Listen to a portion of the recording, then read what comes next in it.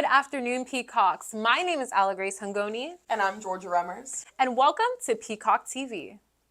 Talks about the next pope are surfacing as cardinals in Rome confirm that the next conclave will be occurring on May 7th. Athletes here at St. Peter's are navigating a changing sports environment as NIL opportunities and the transfer portal reshape how they approach their careers. The Peacocks are reeling with joy as St. Peter's Day proved to be a financial success. The communications department sends its best wishes to Chair Ernabel Demillo as she goes on her 7-month-long sabbatical. Get the inside scoop on how to improve your academic journey, and finally, discover a hidden gem that's helping students through stressful seasons. The Catholic world and global community continue to mourn following the death of Pope Francis, who passed away at the age of 88 on Easter Monday. The pontiff died at his residence in Vatican City after suffering a stroke that led to irreversible cardiac arrest, following a long battle with respiratory issues. And last Thursday, white smoke billowed from the Sistine Chapel chimney as Cardinals elected Cardinal Robert Prevost as the new pope, taking the name Leo XIV. The 69-year-old American becomes the first U.S. pontiff in history to lead the world's 1.3 billion Catholics. Standing on the central balcony of St. Peter's Basilica, Pope Leo addressed the faithful in Italian, Spanish, and Latin, offering a message of peace. The historic vote came on just the second day of the conclave, surprising Vatican observers who hadn't expected an American to win the papacy. Now back to SPU, where students marked their patron St. Peter Day with a special message of giving.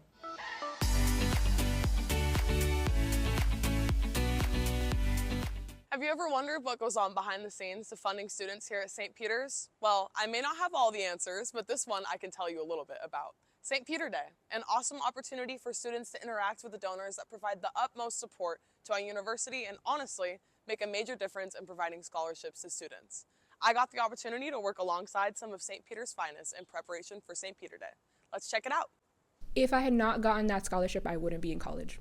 I am receiving scholarships on campus. It's been a great help towards my aid on campus and allowed me to finish my college experience. It's helped me throughout my time here because sometimes I'm able to focus more on my education and spending less time having to work because I do not have to worry about financial problems. I'm receiving a lot of scholarship support here. It's been really helpful for me and my family, and it's the reason why I've been able to finish my career here.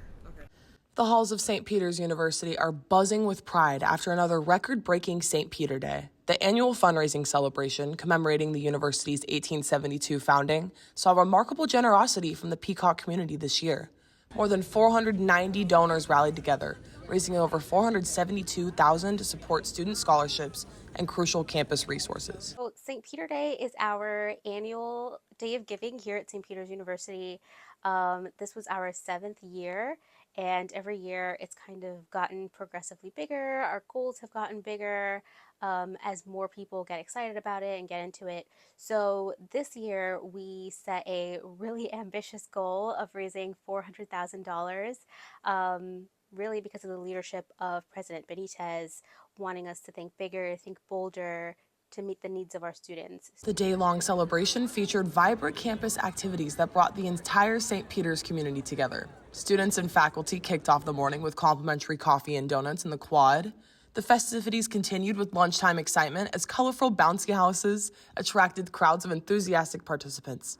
Throughout the day, teams raced across campus during an engaging scavenger hunt that highlighted university landmarks and history. Many donors tried their luck at Spin the Wheel Station, winning St. Peter's merch and gift cards while learning about the impact of their contributions. We call our faculty and staff university family, and their participation was the largest it's ever been in St. Peter Day history. So that was really exciting, and it really showed how much they really believe in the day. As the sun set on this extraordinary day of giving, the shared experience of these celebratory activities reinforced what makes the St. Peter's community truly exceptional, a united spirit of generosity that ensures the university's mission will continue to thrive for generations of Peacocks to come. Now, we have Louella on how the transfer portal is impacting student athletes and what it means for the future of college sports. Oh hey Allegresse and Georgia, and welcome back to Peacock Power Plays. And today we'll be diving into one of the biggest trends shaking up college athletics, the transfer portal.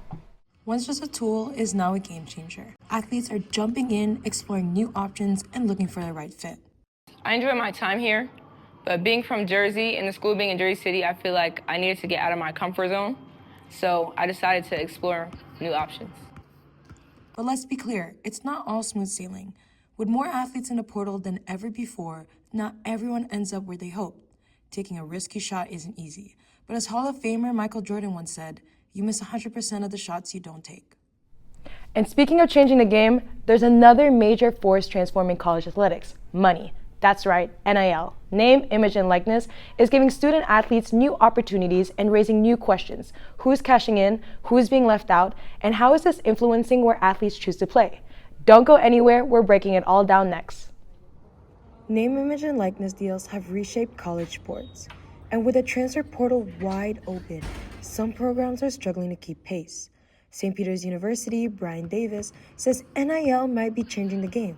But for mid-majors, the stakes are even higher. Well, as you know, with the transfer portal, once there's an opportunity to make more money somewhere else, that's where you're losing the full amateurism as a student athlete.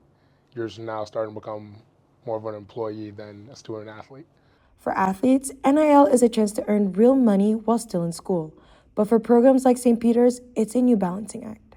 When you're looking at the grand scheme of things, Power 5 schools or Power 4 schools, they're getting a little bit more accessibility to talents because they have the money to bring those guys in comparison to smaller schools where they're not using the money to bring people in, but more so using the money to retain the people they have. With more money in the hands of bigger programs, Davis says it's harder for schools like St. Peter's to compete. It's even changing what we see in March. Cinderella stories are slowly fading. Davis says because the stars just don't stick around. That means the chances of another crazy Elite Eight run would be close to none. That's why St. Peter's is capitalizing on what sets it apart and doubling down on its core strengths. It's all about building awareness and building a community within the place that you're at. And that's how you gotta really kind of sell it here, is just building the community and being comfortable in that place.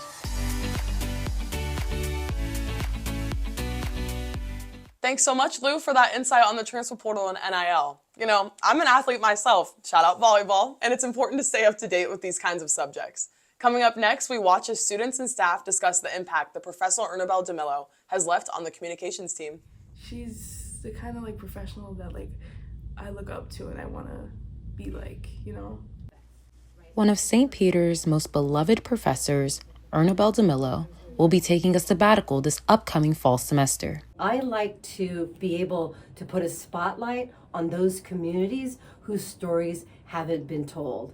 And that is really at the heart of what I'm doing during my sabbatical. And although students are happy that she will have time to focus on her own endeavors, many have recognized the great impact that she has left on the university's communications department. She is the communication department to me. She has that passion, that care for students. She always has a smile on her face. Professor Demillo has been at St. Peter's University for 17 years, and since then has changed the entire look of the communications department. Being a journalist herself, Demillo has provided students with insight into the field, along with giving them the confidence to pursue their passions in media. Students have had the opportunity to exercise their skills in different countries, meet with other journalist professionals, and also explore news stations. Her introduced me to those shows like Tamron Hall in South Korea, and then getting filmed, being on filmed in camera itself. She helped me kind of get out of that box. With Demillo gone, Professor Krall and Professor Donovan will be stepping in to share her workload in order to ensure that students do not fall behind. We're going to stand in for her in terms of her advising load and her chair duties and her course duties.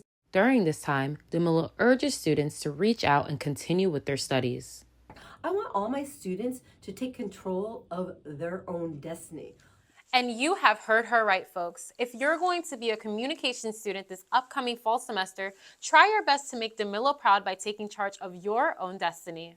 Well, I'm definitely sad to see her go, but I'm happy to know that she'll be back in the spring. Yes, she will be back. You know, unfortunately, the journalism classes will be limited during the fall semester, but don't fret. I know a place that is dedicated to providing students with more opportunities. Stay tuned to learn about CEEL.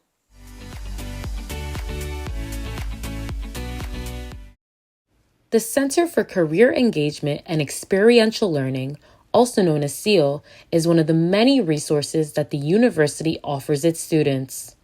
CEEL provides Peacocks with the ability to obtain professional guidance and learn lifelong skills that can be applied to their preferred careers. We're about providing resources. Students just have to come in and talk with us, meet us where we are. We meet you where you are, meet us where we are. At CEEL, students can meet with different advisors where they can discuss internships, resume construction, networking, and how to make the right academic choices in order to set them up for a positive job experience. The CEEL staff works each day to ensure that students are finding and creating opportunities that align with their goals, support their ambitions, and prepare them to thrive in the future. You know, I can confirm that CEEL is one of the best places here on campus. Yeah, I definitely agree. You know, Sandra Riley actually helped me find the summer internship, so shout out to CEEL. If you haven't already, make sure to stop by CEEL to learn more about how you can better your educational journey. Now, let's turn to Aurelie for a look at some other helpful resources available to students.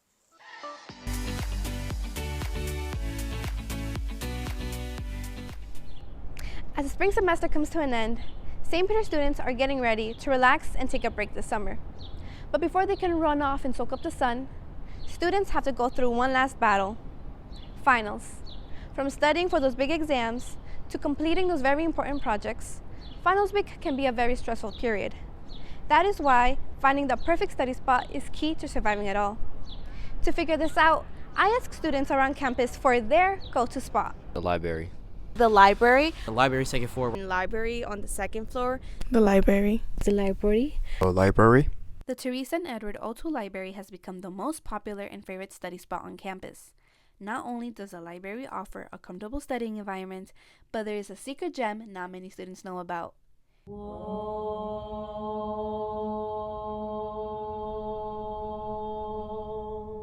Hidden on the second floor, the university's Wellness Center hosts a variety of classes offered to the community. Yoga is one of the many unique classes offered every week. All semester long, attendees are able to release the stress and tune to themselves. Studying is important during finals week, but so is mental and physical well-being. It's an especially good time to take a break from all the running around and from the studying and cramming at our computers, to just get some time away from that. Almost every day, the center offers different classes. Check your emails to know what is being offered. Come and figure out your style and de-stress during finals week. Good luck, Peacocks!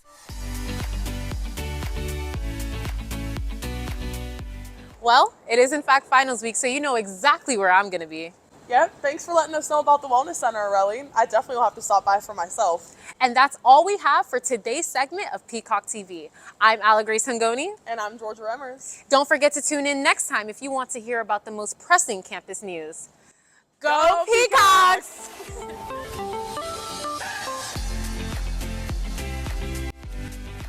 Oh, wait. Peacock TV. I'm Allegresse Hungoni. 3, 2, 1. Oh, nope. It's okay. It's okay. Hold on. Yeah, you're good. Rolling. Stay up, Pete. Okay. I'm Allegresse Hungoni. She gets started! I'm fine. I want all the bloopers. Put all the bloopers in the drive.